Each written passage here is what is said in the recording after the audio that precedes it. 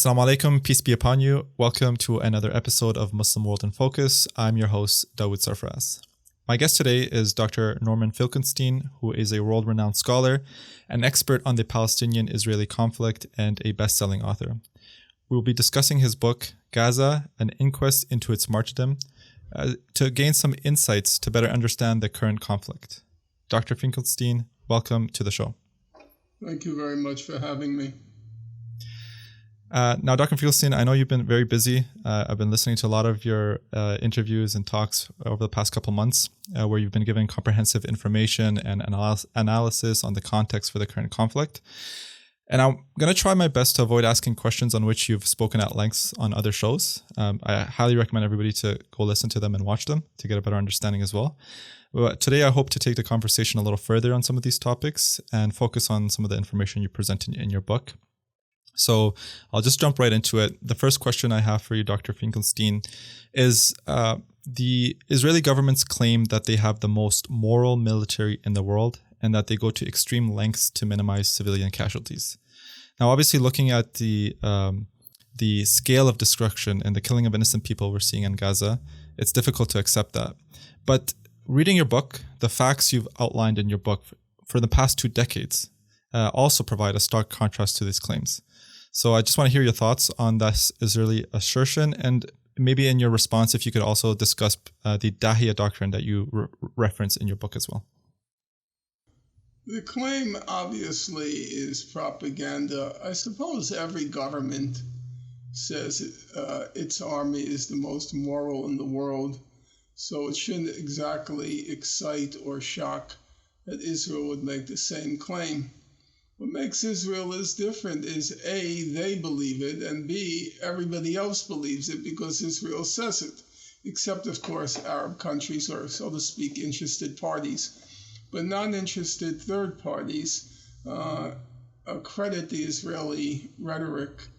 If you go through the history, in my book, Gaza, An Inquest Into its Martyrdom, I basically begin the history with Operation Cast Lead. I do go through the past, but the bulk of the analysis is Operation Cast Lead, which was 2008 to 9, Operation Pillar of Defense, 2012.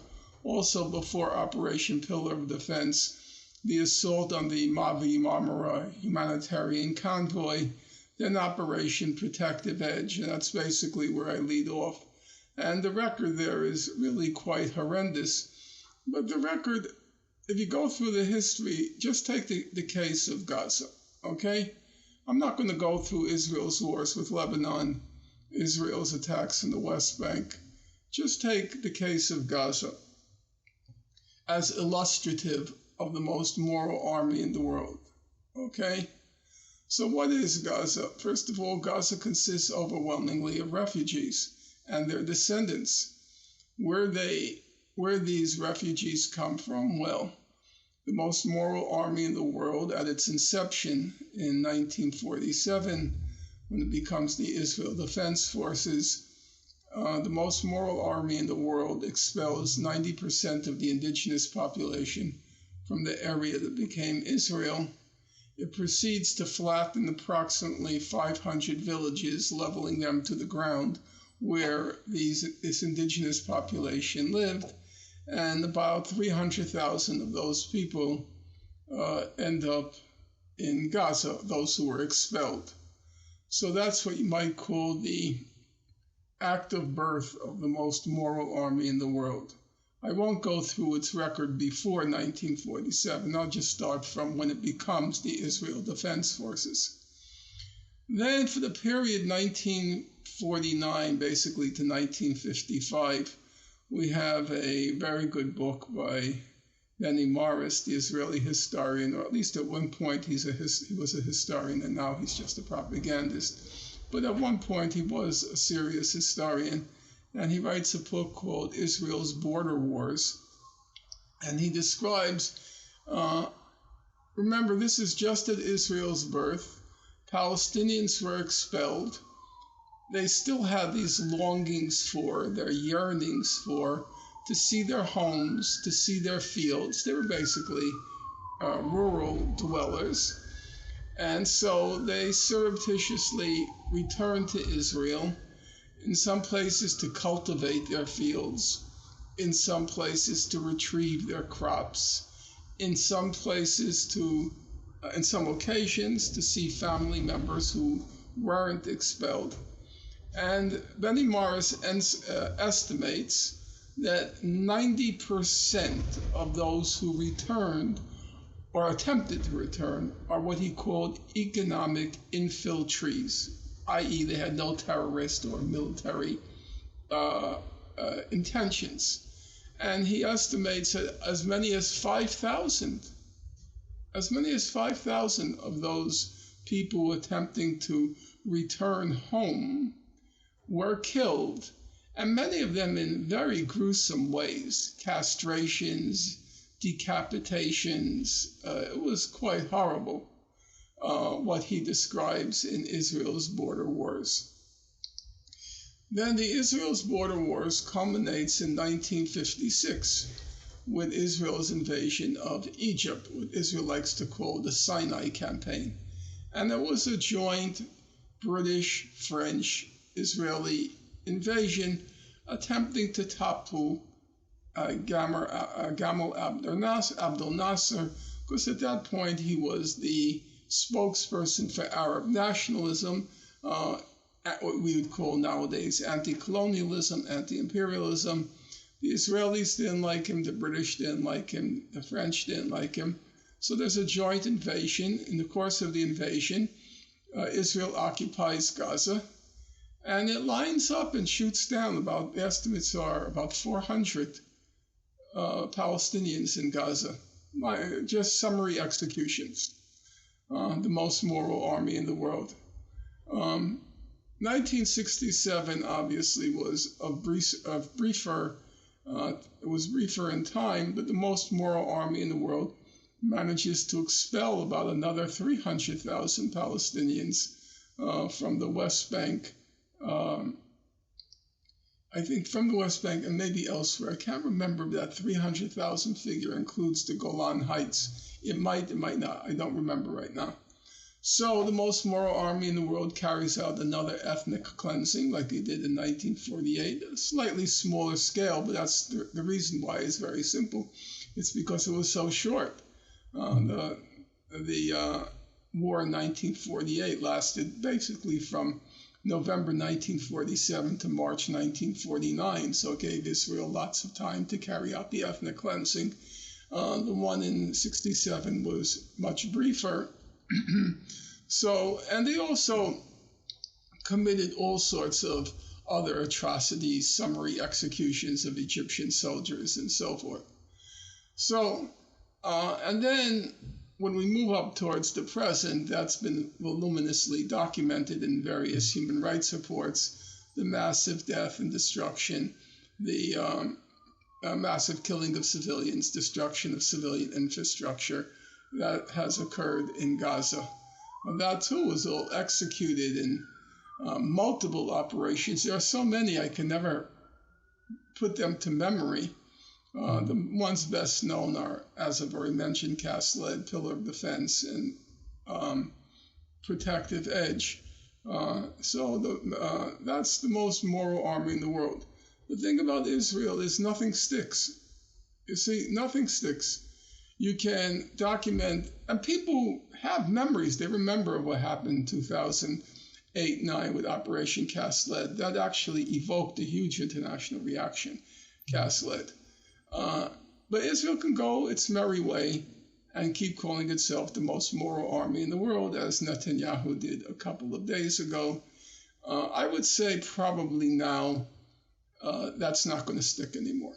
I think with the genocide indictment, I think that's going to produce a long yawn, the claim it's the most moral army in the world.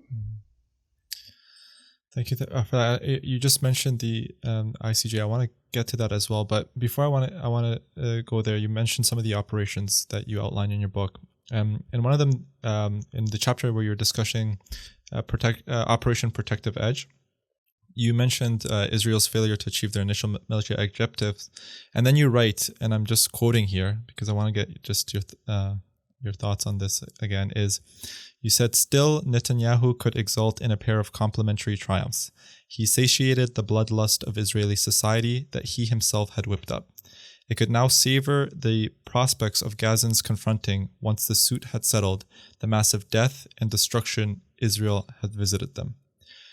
Now, you said the bloodlust of Israeli society, and I've been listening to you for several years, Dr. Finkelstein. The past few months, I've probably spent hours listening to you, and I know you as someone who's very careful and particular with your language. You don't use words carelessly. So when you say bloodlust of Israeli society, is this hyperbole or is there some underlying truth? No, it's not at all hyperbole. That's typical. I don't like phrases like settler colonial, but that's typical of settler colonial societies, this loathing of the indigenous population and the delight that they derive from killing them.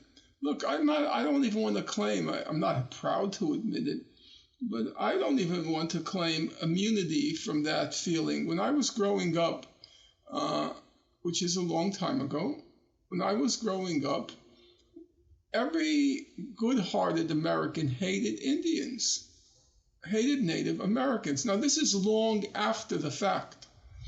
Basically, the question of Native Americans was resolved negatively for the Native population around the 1920s. So I'm growing up in the 1960s and 1970s. So we're talking about a half century ago. But what was very popular in the United States were what were called cowboy and Indian movies. And I remember as a kid, and I was raised in a very decent home, but I remember as a kid just cheering those cavalrymen, kill those savages. Kill those savages. It took a long time for Americans to recognize who those savages were, just like it's taken a long time for Canadians to recognize who the First Nations were. So that didn't happen in the United States until the mid-1970s. There was a famous film called Little Big Men, and it starred an actor named Dustin Hoffman. And it was the first film that showed Native Americans in a sympathetic light. So I don't want to claim I'm immune to that kind of blood. I wanted them. There was a film in which the cowboys, the good guys, were throwing fireballs at the teepees of the Indians. There were fireballs. I was so excited. I remember I could see it in my mind's eye. Burn them, kill them. That's how we felt as we grew up. Now, for Israel, the native population is not ancient history. It's not 50 years ago. There's no little big men to set them straight. They're still right in the midst, still fighting. I guess it's fair to say, in many respects, still fighting the colonial war. So there's a profound bloodlust among the Israelis. They, as you probably know, a poll taken 1 month into the war it's not a war, it's the genocide in Gaza. 60% of Israelis said Israel was not using enough force.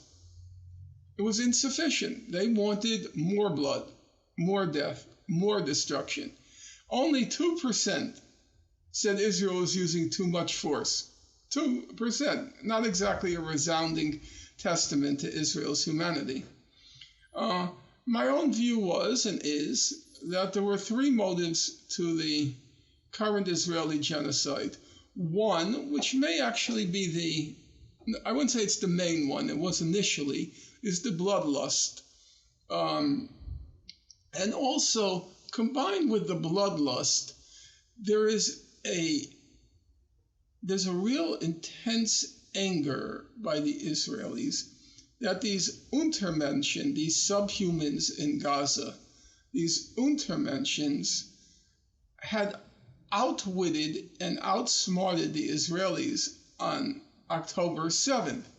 It wasn't just the killing, even though that's a big factor, no question, to exact revenge for the killings on October 7th.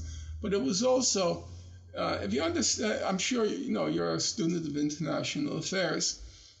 Israel has always projected this image of being a kind of James Bond writ large, with its commando operations, the raid on Entebbe, and its super sophisticated spy system, the Mossad, and in Shin Bet, that nobody can escape the fate of the Mossad. They are everywhere, or they can creep in everywhere.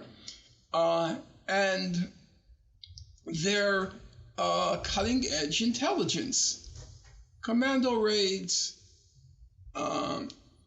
spy agencies, and intelligence. And then along comes October 7th, and it was it was just a spectacular intelligence and military failure by Israel. And who committed it? This ragtag army in Gaza, of all places, this godforsaken place, this concentration camp. They managed to summon forth the wherewithal, the wit, the intelligence to disable all of Israel's own prior warning systems. So the anger over what happened, the sheer bloodletting, which required a bloodlust to avenge, was compounded by the indignation that these Untermenschen, these animals, these human animals, as the Israelis called them after October 7th, had managed to outwit and outsmart them. That was initially, I think, the main factor. Then there were two other critical factors. The second factor is Israel's deterrence capacity had been drastically reduced. Deterrence capacity is just a fancy term for the Arab world's fear of Israel. And suddenly, mighty, invincible Israel, against which there's no military option, this is Israel, suddenly its actual power was drastically reduced, to the point that up until October 7th, the only leader in the world who mocked Israel's military prowess was Syed Nasrallah, the head of Hezbollah, the party of God. He famously said, Israel's like a spider's web. You blow on it and it disintegrates. But with he being the one exception, everybody was still in awe of and dread of Israel's military power. And suddenly, on October 7th, large numbers of people in the Arab Muslim world began to wonder. The thought dawned on them, maybe it really isn't such a potent political force. I remember Nasrallah's first speech after October 7th. He said, many people dismissed me when I called it a spider's web. He says, I think many people are no longer dismissing me. So that was a disaster for Israel. The deadly blow to its deterrence capacity. The Arab world was no longer fearful of it. And the third factor, so Israel had to commit massive death and destruction in order to restore its deterrence capacity, to show to the Arab world, you want to mess with us? We'll do to you what we did to Gaza. That's how it restores its deterrence capacity. As Nasrallah, I think, correctly said, he said Israel is not an army anymore in the sense of ground troops and engaging in combat with soldiers. Israel's only real capacity is to commit massacres. And I think that's accurate. Israel is not a fighting force in the sense of soldiers who are willing to die.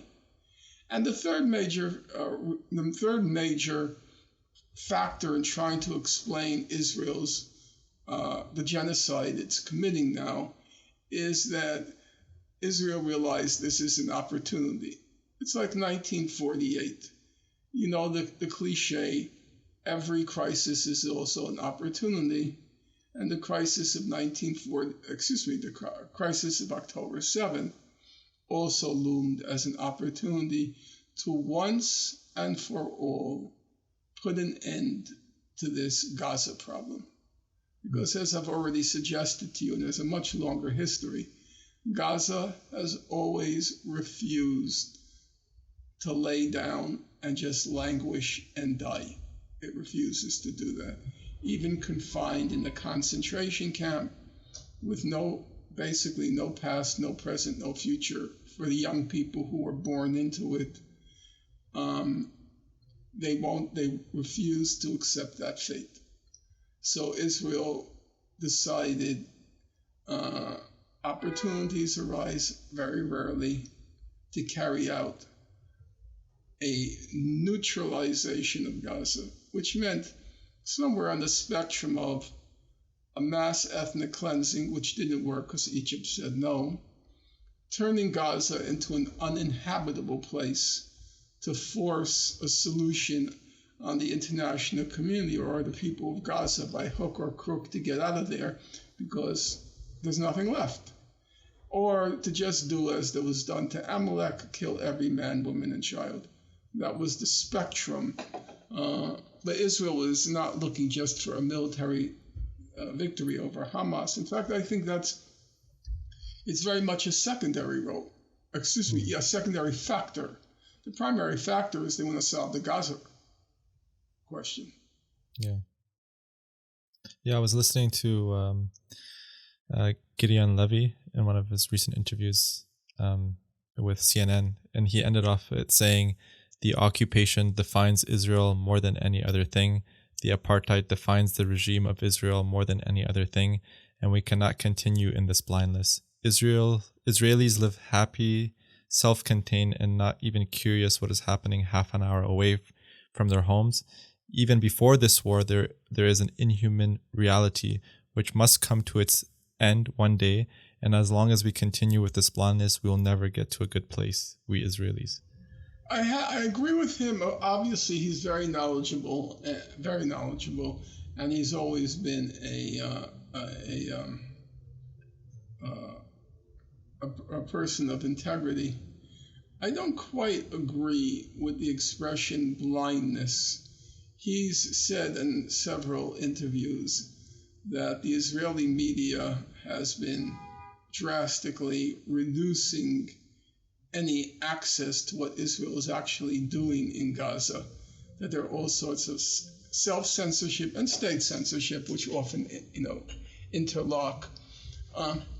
And even the word blindness, I don't quite agree with, because my guess is if we were to choose the country in the world in which there is most use of the internet, I would guess it's Israel.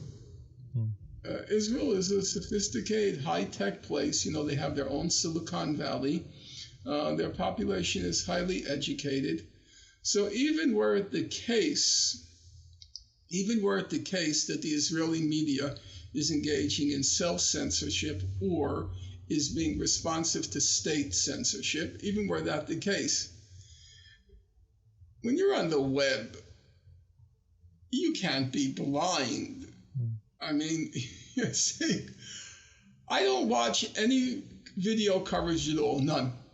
I don't want to watch it. I just get too upset, and I just want to curse the most moral army in the world and the most moral country in the world. But even reading the New York Times or looking at the British Economist, just looking at the pictures, 1, 2, 3 pictures, that's just enough. That's really quite sufficient, because the pictures have to include children. Why? because half the population of Gaza is children. So you can't even photograph Gaza from any angle and from any altitude on the ground. Obviously, you can photograph the destruction from the air, but once you're on the ground, without seeing the kids. So it's not like they're blind in the sense that they don't know what's going on. Of course they know what's going on, but they don't see them as human beings. Just like I didn't look, hey, mea culpa, or as the biblical adage has it, let he who has not sinned cast the first stone. I remember myself, and the Indian wars were over for 50 years, and I still hated the Indians, hated them. Savages, we call them, the savages. You know, Israel just took over the terminology and appropriated terrorist. When we talked about the Native Americans, we called them the savages. So it's not like I was blind. I wanted them to be killed. And that's Israel. They're not blind. They want them dead. Dr. Finkelstein, you mentioned earlier the ICJ case, and there's a lot of questions I want to ask about that too, but just being conscious of time as well. So there's one question I wanted to ask you. It's regards to a recent article that was published in the local media here. It was written by somebody named Rosila Abella. I'm not sure if you know who she is. I know her for her husband. Oh, okay. Irving, yeah, she was the first. Irving Abella. Okay. The Canadian Jewish Congress, I think. Yeah. So she wrote a opinion piece, and it was titled "The Genocide Case Against Israel is an Abuse of the Post-War Legal Order." And I know you haven't probably had a chance to read this, but essentially she's arguing that Israel should not be brought in front of the court for genocide. I just want to get your reactions on how she ended it, because it really stood out to me. She said, 75 years after the birth of the Genocide Convention and of the State of Israel, both of which rose from the ashes of Auschwitz, we find genocide, rape, and torture in full flagrant flight in too many parts of the world. Yet the country that finds itself as the designated avatar of genocide is Israel. As a lawyer, I find it shameful. As a Jew, I find it heartbreaking. And as the child of Holocaust survivors, I find it unconscionable. Let's get to that question. There have been many studies done since October 7th on what Israel has been doing in Gaza.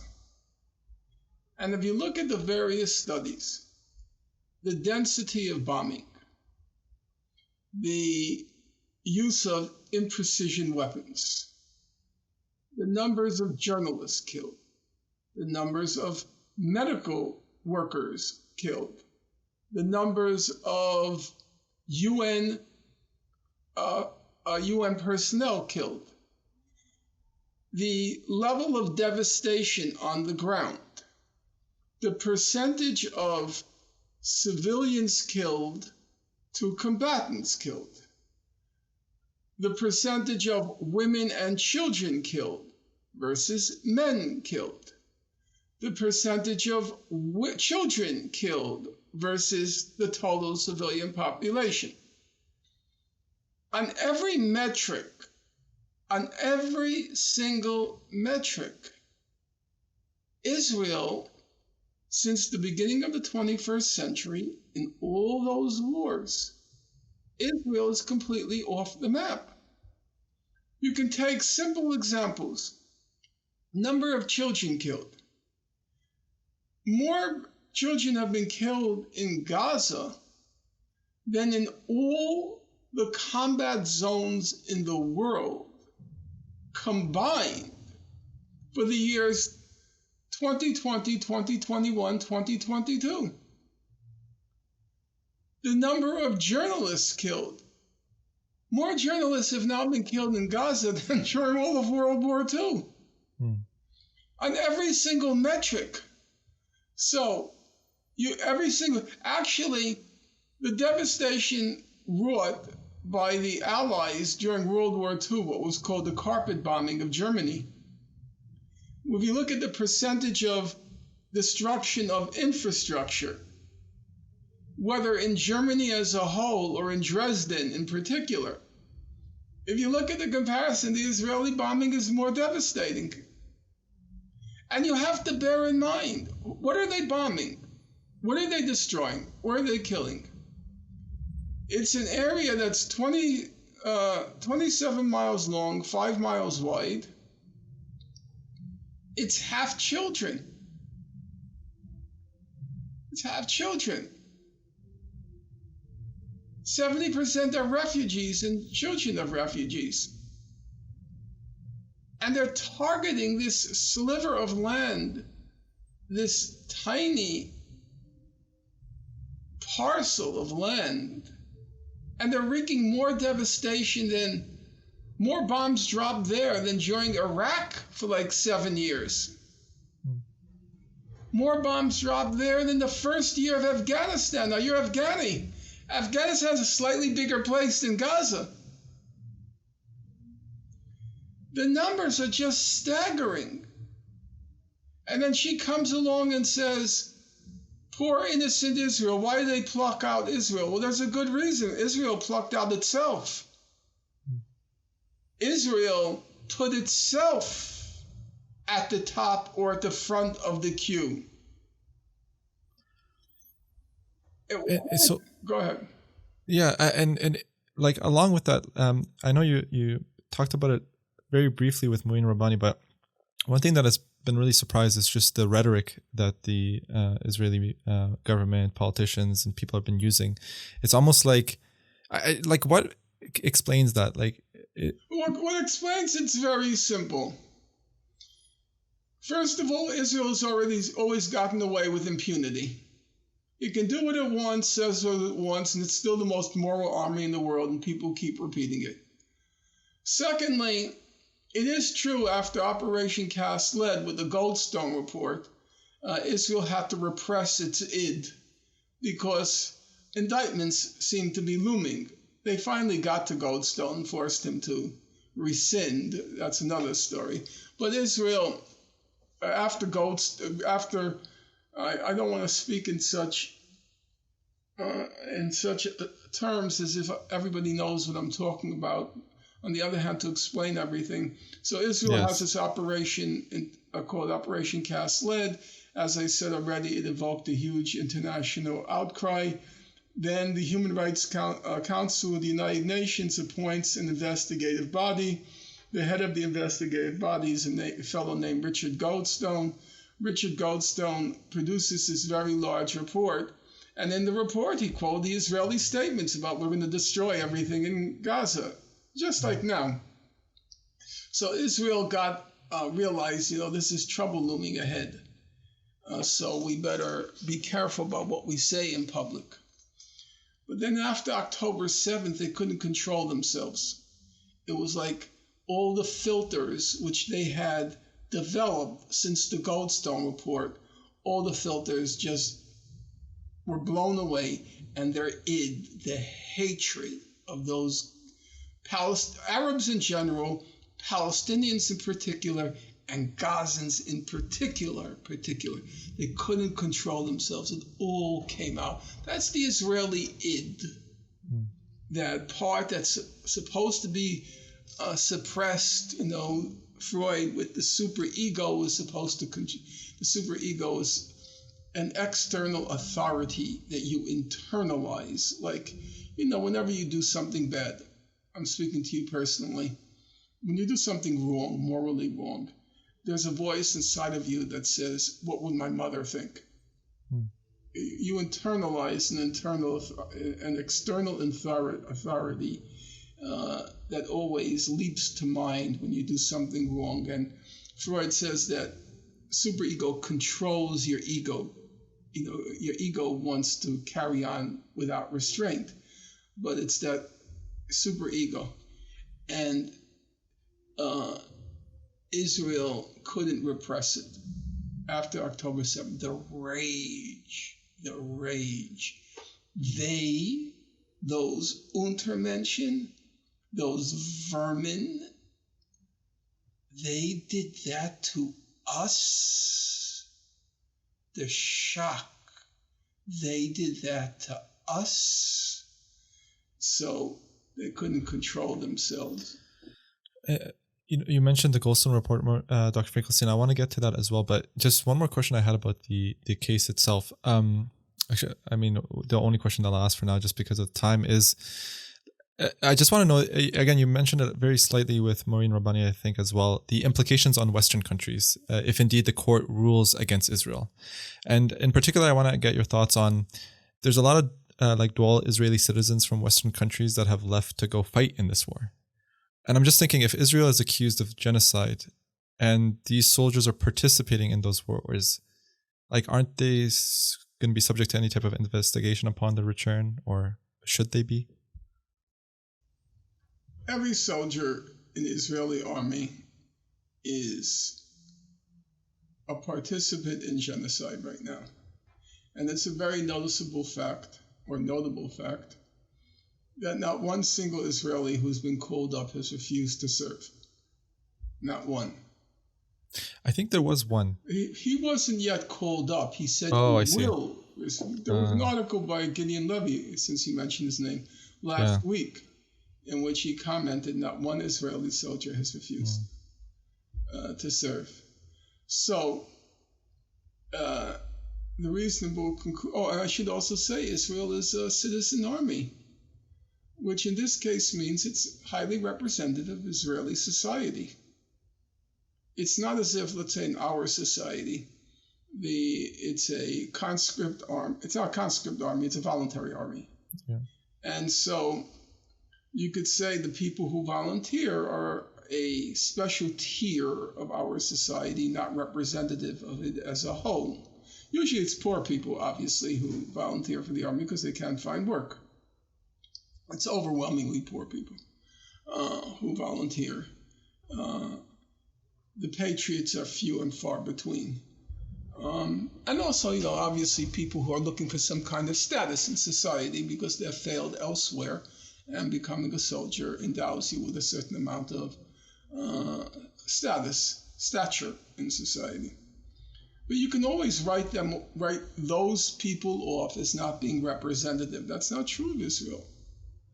The army is representative of Israeli society. It's a cross-section of Israeli society, from which one can fairly conclude that every Israeli is either a war criminal or war criminal in action, or a war criminal vicariously. So briefly just talk about the Goldstone report. Again, you mentioned there was a scathing report against Israel's Operation Cast Lead. It presented a lot of evidence that could implicate Israel for war crimes. And actually, Israel considered a major threat. And like you mentioned, Goldstone eventually recants the report. But you write about the relentless smear campaign that Richard Goldstone faced after publishing the report. I just want to hear your thoughts now on the Israeli government's this aggressive strategy of silencing critics, its effectiveness, and its long-term impact. Well, from a relevant, not the relevant, a relevant point is that I hear commentators say the ICJ is not the judges in the ICJ, the International Court of Justice, they're independent, they're not bound by their government's decisions or government policy. Not really. I've read many ICJ opinions. Now, it's true, it depends on the level of the decision. If a crucial state interest is at play, then the judge is going to rule according to the state interest. If they happen to have a case which doesn't bring into play a critical state interest, then there's probably more latitude for independence. And the other fact is, you take the case of Richard Goldstone. Israel engaged in this massive smear campaign. I think they blackmailed him in the end. I can't prove that, but that's how I judge the evidence. His career was destroyed. Richard Goldstone was an eminent international jurist. Now he is he has been disappeared from the international community, in part because of he writing the report, and in part because of recanting the report. So you're a judge sitting on the court. They know what happened to Richard Goldstone. That's why in 2014, after Operation Protective Edge, all the human rights organizations fell silent, or they gave Israel a pass. Human Rights Watch had almost nothing to say about Protective Edge, even though it was much worse than Cast Lead. Amnesty International bent over backwards to give Israel a pass. Why? Because they all knew what happened with Richard Goldstone. So these judges know that when they go home, remember, a judge's tenure, okay, it's 9 years, I think, on the ICJ.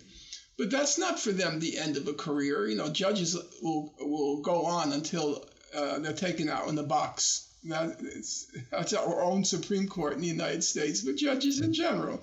You know, when Ruth Bader Ginsburg, in the pictures of her in the last years, she was our Supreme Court justice. She was leaning over in the pictures like the Tower of Pisa. She couldn't even hold herself erect. She's not leaving. These people, their egos and their self-absorption. So these judges know if they rule against Israel, the Jewish organizations are going to hound them till the end of time. Their careers will be finished. So you're going to tell me that's not a factor, that they're independent judges? It's just completely crazy. I've studied many of the ICJ opinions, not the majority. I've studied many of them, however. And you can always predict who's going to vote which way on the basis of the case that's being tried. So when Nicaragua brought the United States to the International Court of Justice over its mining of the harbors and also support of guerrilla, support of what were called at the time the Contras, the counter-revolutionaries. Who voted against the court? The United States. Oh, big surprise.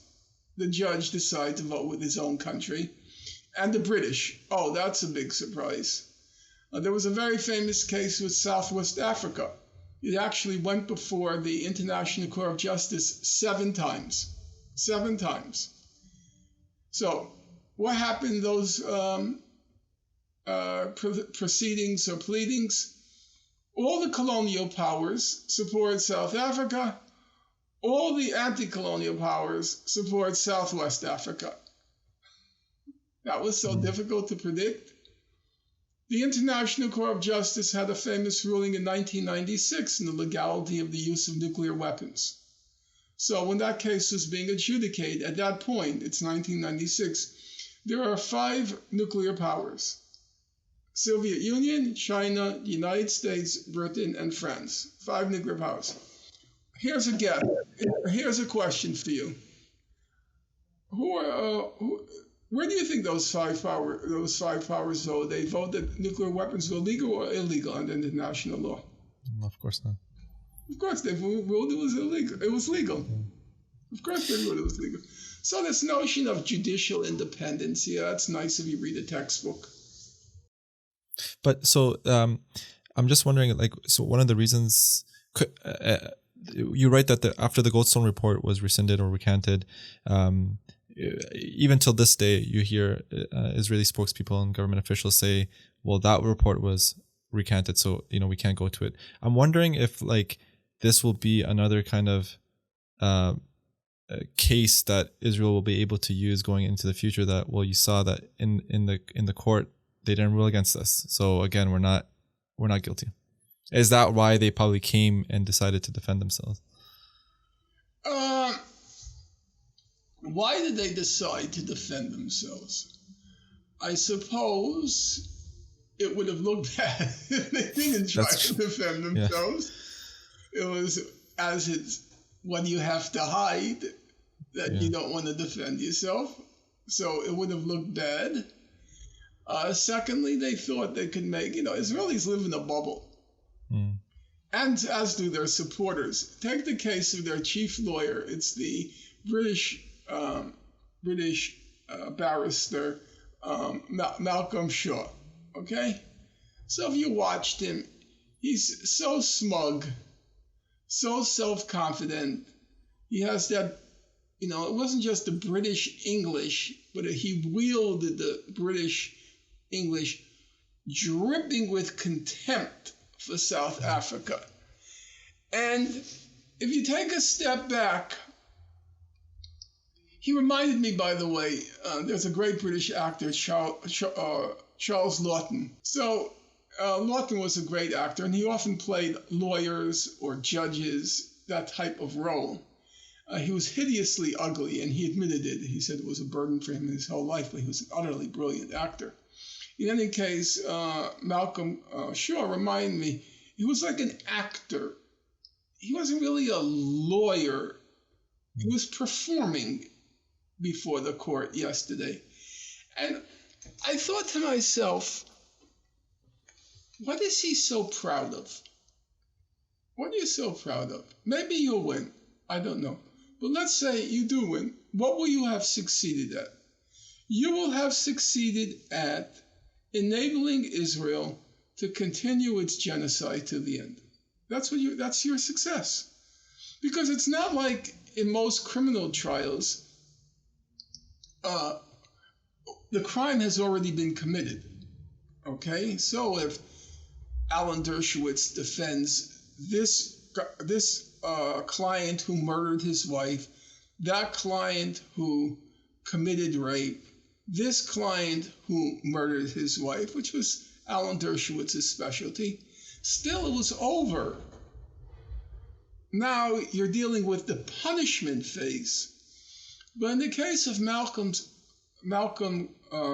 Shaw, we're in the midst of the genocide. And he's playing the role of the enabler. And yet he's so proud. And the other Israelis, the Israelis themselves, they are so self-righteous. They are so sure. That woman who spoke right after Malcolm Shaw, Regwin was her name, I think, I can't remember. She's a true believer. Israel can do no wrong. They are so self-righteous, because they can get away with saying we're the most moral army in the world, so they believe it. They're never held to account. And they just have this Ubermenschen, this Superman mentality that we are just better. It comes from, various sources. It comes from that Jewish tradition of being the chosen people. Whether or not it's biblically correct, the way it's been interpreted, the way it has been interpreted is we're better. It comes from the settler colonial aspects of Israeli society, the same way Canada and the United States treated the native populations, that we're so superior. It comes from, we can't deny it, the incredible success of Jews in every realm of modern world, whether it be business, culture, the sciences, number of Nobel Prizes, all of that sort of stuff. But it becomes a lethal brew, such that these people, if anybody resents them, it can only be one reason, and one reason alone. They're jealous of us. They hate us not because we're evil, not because we've done anything wrong, not because we've committed any crime. No, there's one reason, because we're better and they resent it. That's the mindset. Hey, how do I know the mindset? I grew up that way. When I was growing up, I remember I took great pride, and I come from a totally secular home, the Jewish, totally secular home. Every Jew knew that the three great figures of modernity, Karl Marx was Jewish, Sigmund Freud was Jewish, Albert Einstein was Jewish. And we knew Jews, who represents like 0.02% of the world population, won 25% of the Nobel Prizes. We all carried that around with us. We all just assumed we're better. And that's the Israelis. They're Ubermenschen. And so when I was watching that woman, it was like the second presenter, it was like you saw in her eyes that kind of certitude bordering on fanaticism. How can you dare question us? And if you do, it's because you resent how superior we are. Dr. Finkelstein, I just wanted to ask you one last question. I don't know if this will be quick or not, but just like, where do we go from here? Because I mean, something that we've heard a lot over the last few weeks is that the Palestinians were given several chances for peace, but they rejected them, and groups like Hamas exist, and they resort to violence with the goal of annihilating Israel. But again, reading your book, going back to your book, you give lots of examples of how it was actually Israel that was trying to derail or deter the potential peace political solutions. You have a whole chapter called Deterring Arabs, Deterring Peace. And you mentioned that previous Israeli attacks on Gaza were not due to issues like election cycles, but to confront the threat of Palestinian peace offensives. In the case of Operation Cast Lead, you mentioned that Israel was confronting a triple threat. And that triple threat was a peace initiative by the Arab League, Palestinian acceptance of a two-state solution, and a ceasefire. And now I know a lot of people are saying that Hamas shouldn't be part of the negotiations going forward. But could you, based on your research, tell us whether you think Israel is a genuine partner in finding a peaceful solution for this conflict? The answer to that is obviously no. We don't have to belabor the point because we have 50 years of historical experience behind us. The Palestinians were willing to settle the conflict along the June 1967 border, 2 states for 2 peoples, as the slogan had it. They were prepared to settle it in 1976. We're talking about a half century ago. And Israel has never been willing to settle. It always wanted more than what international law allocated to it. And Israel has only dug in its heels more. They were willing to give some. Actually, I would say they're willing to give quite a significant amount, let's say at Camp David. But, I shouldn't be using those short cuts for you. In 2000, during the negotiations between Ehud Barak, Yasser Arafat, and presided over by Bill Clinton, but they weren't willing to give enough for the Palestinians to walk away with dignity. But since then, there's nothing. I mean, as you know, what's his name? Netanyahu proudly said, he said, my biggest accomplishment as a prime minister was I've blocked any 2-state settlement. And you see, I'm right because of what happened October 7th, which is an argument along the lines of a woman who's beaten and beaten and beaten and battered and battered and battered. She then strikes out and kills her spouse who's been beating and battering her. And then the conclusion is, you see, that proves, don't give women any rights because then they're going to kill you. The reasoning of these people, he can't even comprehend the possibility is the reason why they struck out on October 7th is because you denied them the state. Thank you so much, Dr. Finkelstein. I know there's a lot more to talk about. I'm wondering if there's going to be another edition of your book, given this current conflict. I'm very tired, and I made a decision in 2020 to disconnect myself, and now I've reconnected myself. And it might turn out that this is, I make the joke to myself, I may turn out to be Gaza's last victim. Because it's been a very big, it's a mental, emotional, and physical challenge for me. What's happening, and I was never a public figure. I had a very tiny presence in a small solidarity movement, And now that's changed, and I prefer, of course, I want to have an impact, but it's been very strenuous. And the idea, to now write something, it means going through mountains of documents. And I'm not sure if mentally I'm prepared to do that, and emotionally whether I want to do that at this point in my life. But it's weighed on me, yes, it's weighed on me. Again, thank you very much, Dr. Finkelstein. It was a really remarkable book. I really recommend everybody to read it, again, to better understand the current conflict. Thank you for your time, and all the best. Dr. Thank you for tuning in to this episode of Muslim World in Focus. The latest updates, you can follow us on Twitter at Muslim Focus and on Instagram at Muslim World in Focus. For any questions, you can email us at muslimworldinfocus@gmail.com. Until next time, Assalamu alaikum.